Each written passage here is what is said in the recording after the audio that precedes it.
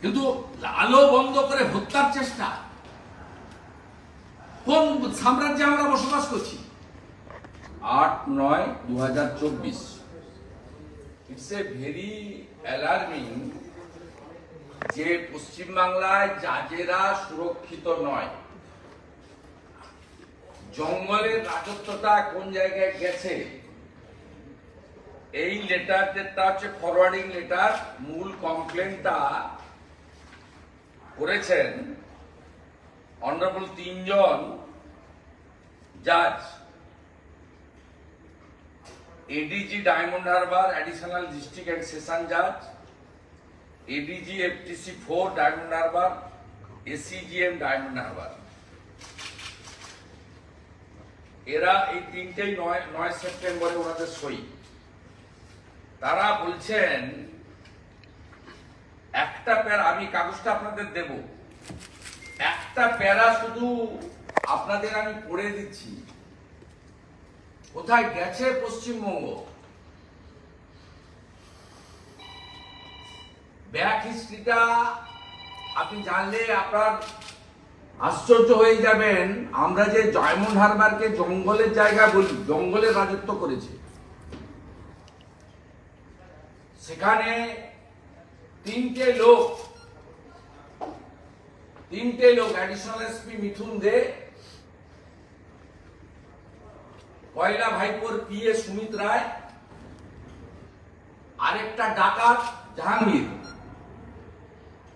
এই তিনটে লোক মিলে ওখানে যে অবস্থাটা করেছে, এই অবস্থার পরিণতি হচ্ছে, এতদিন তো আমরা বলতাম, এখন জাজরা বলছেন on 8/9/2024 at about 11:30 PM, that means late night, SCGM Diamond Harbour South 24 Pargana got an information from the house guard deployed in the judge's Abason judicial accommodation that one police officer of Koilan Police Headquarters of Diamond Harbour Police District, namely Kumar S. Das, mobile number 9147888057, is sending to person at the said judge's Abason for disconnecting electricity connection of ADG Diamond Harbour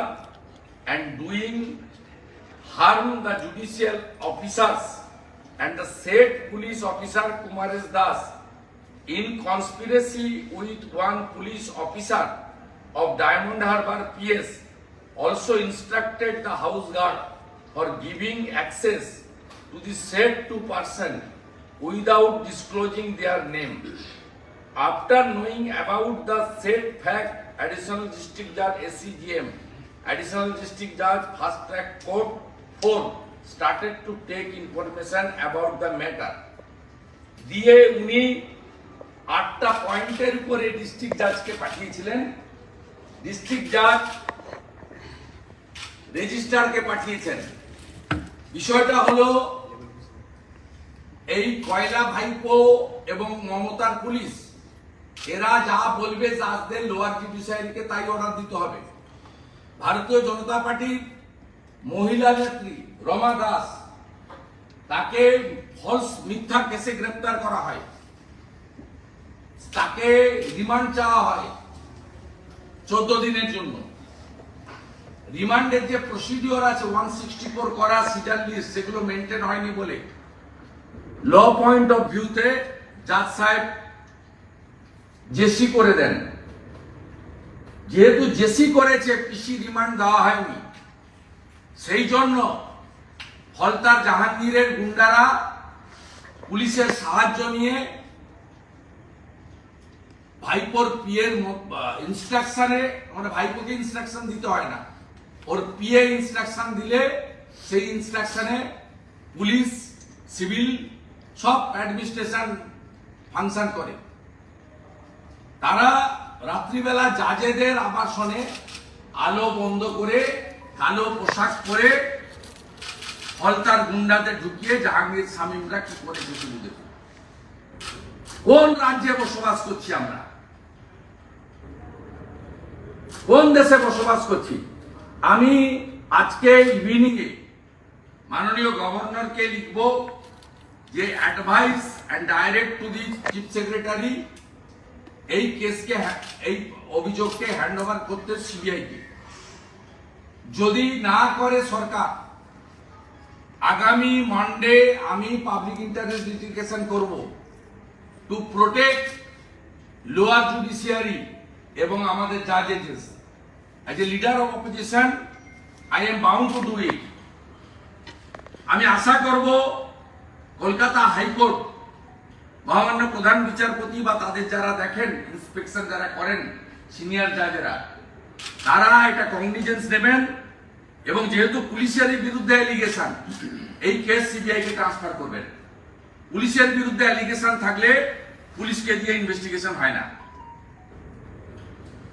ও কি মারাত্মক অভিযোগ। আমি এর কপিটা আপনাদের প্রত্যেককে circulate করছি, দিচ্ছি, এবং এটা প্রমাণ করে যে পশ্চিমবাংলায় লোয়ার জুডিশিয়ারি যারা বিভিন্ন মহকুমাতে, জেলাতে আছেন, তাদেরকে কিভাবে প্যানিক করে রাখা হয়েছে। আমরা কলকাতায় এই তাণ্ডব দেখেছি গত কয়েক বছরে। যখন আমাদের বিন্দাল সাহেব অ্যাক্টিং চিফ ছিলেন, নন্দীগ্রামের মামলা দিয়ে দিয়েছিলেন অনারেবল জাজ কৌশিক চন্দ্রকে, তার উপরে হামলা আমরা দেখেছি কোর্টের মধ্যে। আমরা দেখেছি মমতা ব্যানার্জিকে 5 লক্ষ টাকা ফাইন করে ফাইন জমা করাতে, তিনি মামলা ছেড়েও দেন, দেখেছি আমরা দেখেছি কিভাবে অভিজিৎ গাঙ্গুলি, যিনি রিটায়ার করার আগে চাকরি কার্যত ছেড়ে ওনাদের চ্যালেঞ্জ অ্যাকসেপ্ট করে নির্বাচনে লড়ে জিতেছেন, ফেব্রুয়ারিতে রিজাইন দিতে বাধ্য হয়েছে এই ব্যবস্থার জন্য অভিজিৎ গাঙ্গুলির উপর। আমরা সম্মানীয় বিচারপতি অমৃতা সিনহা, তার পরিবারকে কিভাবে হেনস্থা করা হয়েছে কলকাতা পুলিশকে দিয়ে, মমতা পুলিশ, আমরা দেখেছি, এবং সুপ্রিম কোর্ট থেকে প্রোটেকশন পেয়েছে তার পরিবার। আমরা দেখেছি মাননীয় বিচারপতি রাজাশেখর মান্থা, তার বাড়িতে ক্যামাক স্ট্রিটের আইপ্যাকের অফিস থেকে পোস্টার ছাপিয়ে গুন্ডাদের দিয়ে সেই পোস্টার তার বাড়িতে লাগানো হয়েছে। মান্থা সাহেব, আমার এবং অমিত শাহজির কার্টুন তৈরি করে তার বাড়িতে লাগানো হয়েছে, তার বেঞ্চকে ডিস্টার্ব, গন্ডগোল করা হয়েছে। আমরা এগুলো দেখছিলাম কলকাতায়, কিন্তু আলো বন্ধ করে হত্যার চেষ্টা। কোন সাম্রাজ্যে আমরা বসবাস করছি? তাই আমার মনে হয়েছে এই হাইলি এডুকেটেড, পড়াশোনা করে জুডিশিয়াল সার্ভিস থেকে পাস করে এই মহামান্য বিচারপতিরা, তারা আমাদের বিচার ব্যবস্থাকে বাঁচিয়ে রেখেছেন। তাদের উপরে যদি এই আক্রমণ হয় রাত্রি 11:30টার সময়,